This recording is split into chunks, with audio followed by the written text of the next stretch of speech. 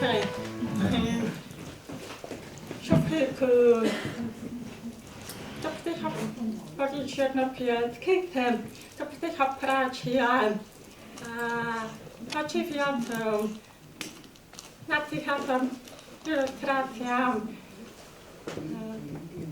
dat het kemi technikami tapkarami potupne katapatakopše do tej kadapnosti vyčaná ta terapeutika patričkom a to krát.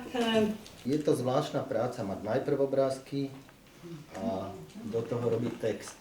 Ale tie obrázky boli natoľko bohaté, že naozaj si stačilo vybrať čosi, nejaký detail, pár vecí z obrázka a ten príbeh sa naozaj vnúkol sám.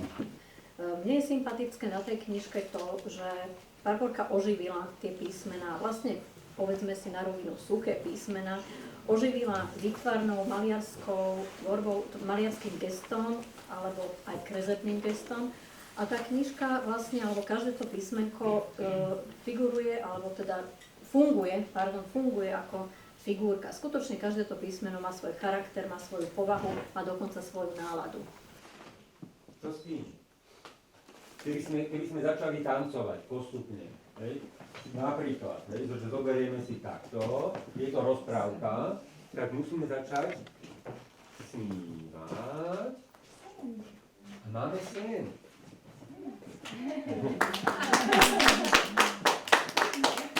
A teraz je to teda na tých dospelých, hej, teraz je to, a vy ste dospeláci, tak môžem, keď sa preniesiete do toho sna a spomeniete si na tie krásne chvíle, kde sa najlepšie sníva a o čom sa tak krásne sníva. To bych tam musel robiť aj X. Sená, to sú tie voňavé chvíle. A teraz to bude za plný počet. A co to bude? A teraz to bude za plný počet.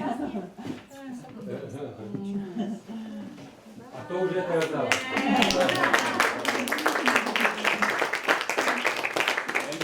V každom sne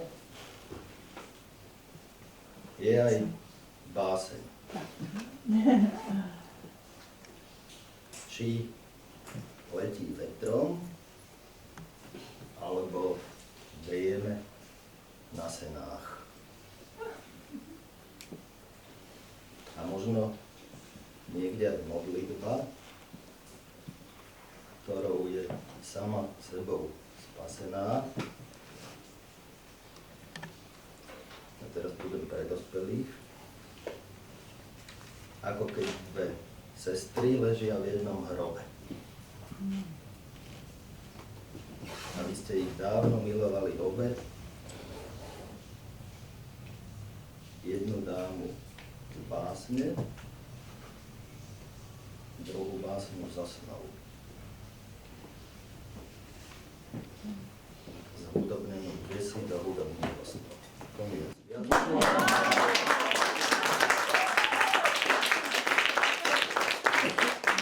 Áno, táto kniha vznikala s láskou, prišla na svet krásna, tak jej prajeme, aby prinášala radosť a potešenie všetkým, kto ju chytí do ruky.